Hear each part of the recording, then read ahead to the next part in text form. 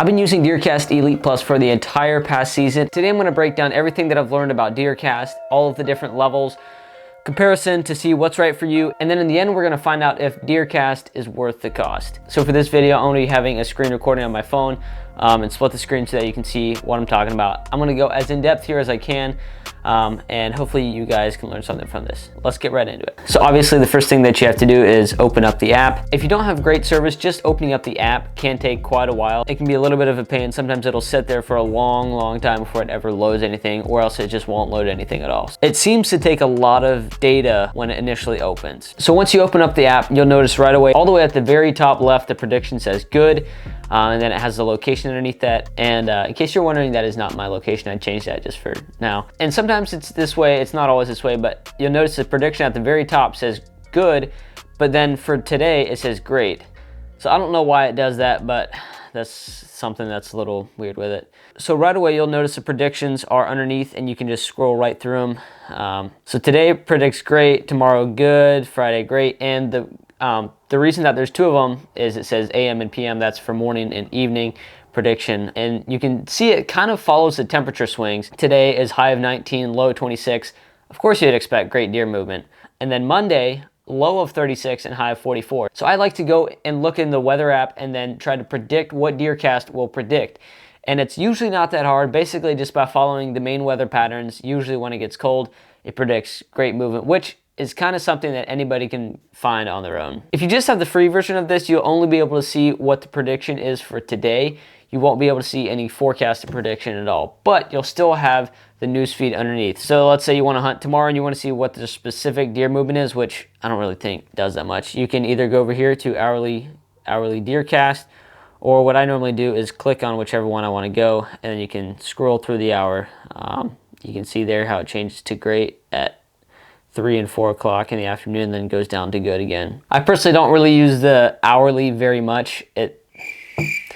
Yeah, I don't really think that feature's really that great. Maybe for some people it is, but I don't know. And then right underneath that, you'll see the feed, and this is just a lot of the articles, the most recent articles. These can also be kind of glitchy. They might take a little bit of time to load. Sometimes when you click on a video and make it full screen, it'll be fine for a bit, and then it will just go away after that. You're sole proprietor? Uh-huh. Is that correct? Yeah, so Yeah. sole proprietorship. Yeah.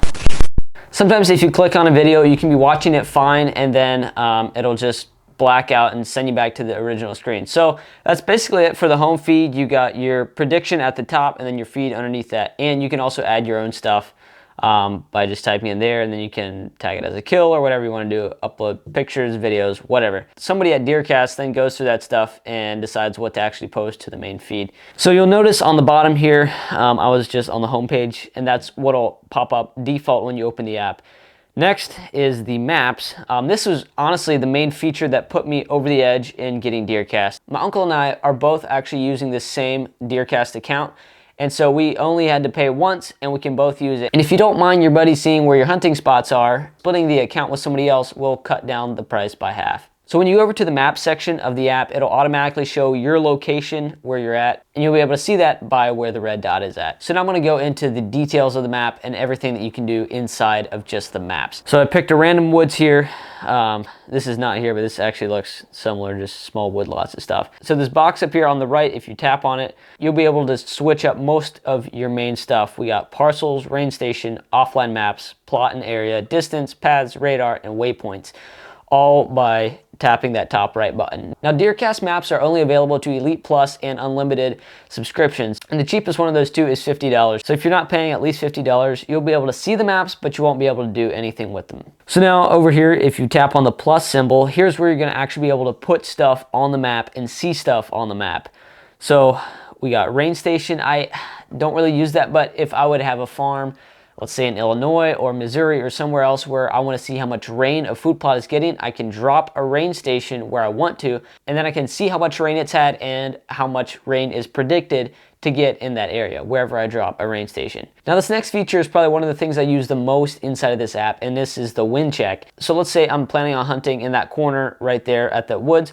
I can go over here, tap the plus symbol, add a wind check, and it'll automatically go to the center of your screen. Now I can see here at 5 o'clock, 6, 7. As I scroll through it, you'll be able to see how the wind is blowing. If you look at the top left, you'll be able to see the direction. Right now it says variable and 3 miles an hour. So that shows how your wind will be dispersed over that area. If you have hills and stuff, that will mess with it. It won't be as accurate if you have hills and stuff. This is just from flat country, the basic direction your wind should be blowing and how it should be dispersed. So if you notice here, it's 3 miles an hour, and as we go up, so now you can see at the top it says southwest and 8 miles an hour. You can see the funnel is a lot more streamlined and going in a certain direction, and as you go through, you see as the wind drops again, it starts dispersing out a little bit more. And that personally for me is really helpful. So you can also add areas and shapes and stuff in this, and you can go in here by putting in plot/area. And it's kind of the classic how you would normally expect from a hunting app. Let's say you want to put a food plot in here. You just go around, drop all your points. And then when you're done, you just click end, and then you got your food plot or wherever you're putting in. And it shows the dimensions, like this one here is 50 yards by 80 by 35 by 77. It shows the amount of acres inside of there and total yards around the edge, which is kind of standard for a hunting app. Every hunting app, even if it's free, should come with some way to measure out a plot or be able to put in a shape of something in any area. So the next one there is a waypoint. You just click on it, and then wherever you want to put your waypoint, let's say I want to put a blind or a stand right there in that tree, just place waypoint, and then you can name it. Now here's where DeerCast Maps falls short of OnX and HuntStand. They only have 14 different icons to choose from when selecting your waypoints. We got kind of the basic stuff, track, deer, turkey, all that stuff. But there's really not a lot for extra. So this is definitely designed for whitetails. So for any one of those 14 different icons, you can choose from any 7 different colors. If you want to add pictures to a certain place, which I literally never do, you can do that right in there. You can put down the date, description, and then you gotta remember to save it at the bottom. Next one is Path Tracker, and basically you turn this on. If you're tracking a deer, you're walking around a food plot or something, you turn that on, it'll show you where it's tracking. I've really never used it, but I could see how it would maybe be nice for somebody if they're tracking a deer or something. So the next one is distance. I use this one quite a bit for measuring stuff, especially like if you're measuring a food plot or you want to see how far it is from, here again, our shooting tree. This thing is off. I've never had this happen before. So that was weird. I never had that happen before, but my aim, wherever I'd put my point, showed up way above that. I've never had that happen before. I've never had any trouble with that before until right now, so I don't know what's going on with that, but normally that distance feature is working pretty good. So all the way at the end there are offline maps.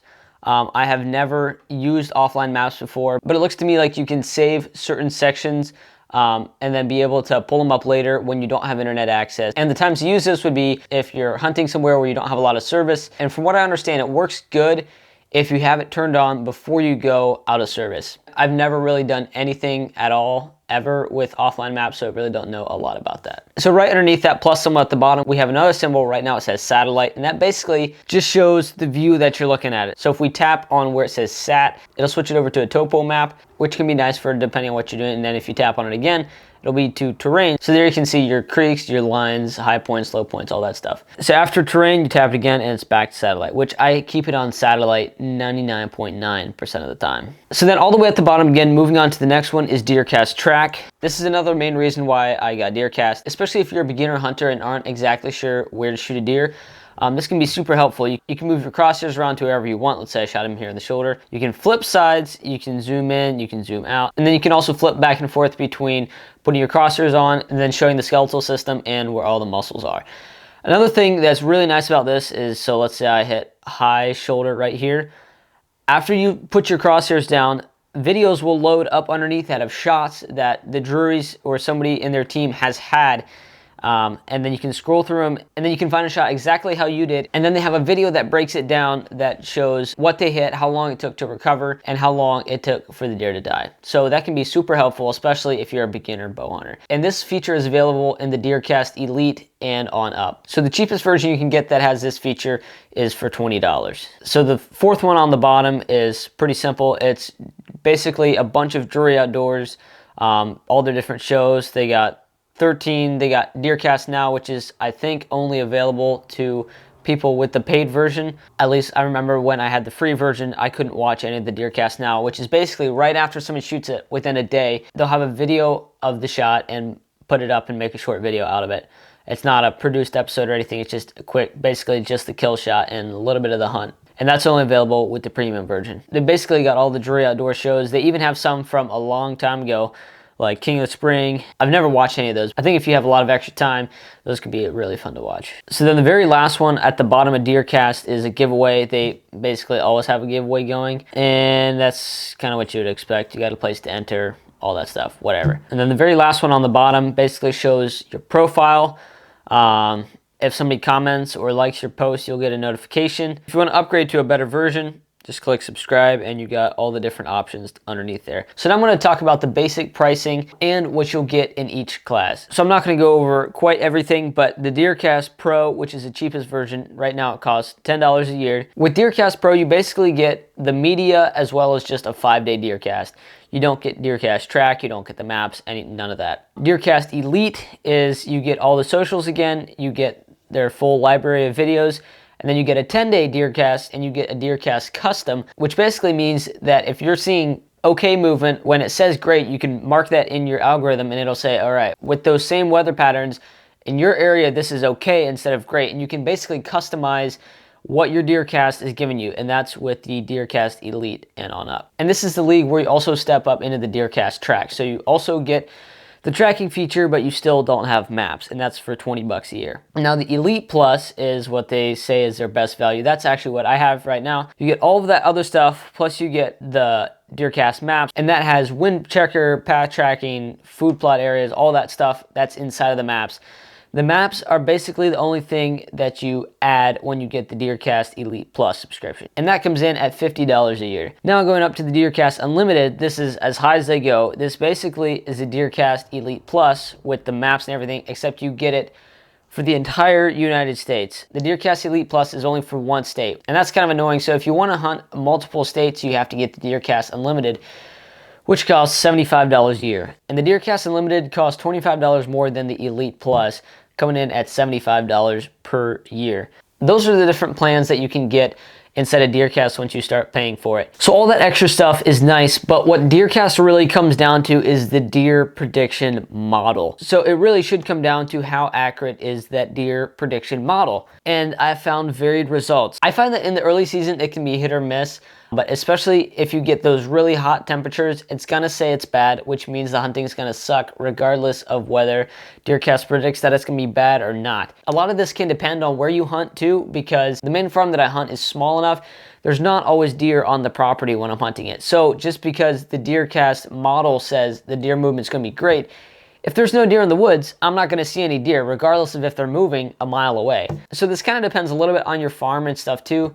So I guess that kind of depends on wind direction, where they're bedding and all that stuff too, for if you're gonna see deer or not. But I find in the early season, it can be decently accurate. During the rut, I don't really follow what DeerCast says at all, just because it's the rut. The deer are gonna be moving, they're gonna be there regardless. And that's the time when you should be putting in all day sits anyway. The easiest time for me to predict DeerCast is in the late season. Basically, it's super easy to check the weather. Anytime there's a major cold front coming through, it's gonna predict it to be great. I would suggest if you have another mapping app that you like, to not make the switch to DeerCast, and to get that actual DeerCast prediction, basically just go to your weather and basically just look for a cold front coming through. It's kind of that simple. Some things I do really like with DeerCast are their wind check. That's usually fairly accurate. It'll usually be saying what every other weather service is saying, and oftentimes, if you get out to the spot, if there's no major hills or anything, it'll be usually fairly accurate. Something I didn't mention earlier is that if you turn on the parcels in the DeerCast map, you'll be able to see all the different property lines and select different ones and see who the landowner is and what their tax address is. And that only comes with the maps, which comes with the DeerCast Elite Plus membership. So that's my summary right there on DeerCast. Hopefully you found this video helpful. I'd love to know what you guys think of DeerCast and what app you guys are using. If you use any deer prediction app like Spartan Forge, or what other hunting apps in general you guys are using. I would love to hit 5,000 subscribers on this channel by the end of the year. So if you want to help support me, it would really help a lot if you would subscribe and like this video. That's all I got. Thanks so much for watching. See you guys on the next one. Nailed it.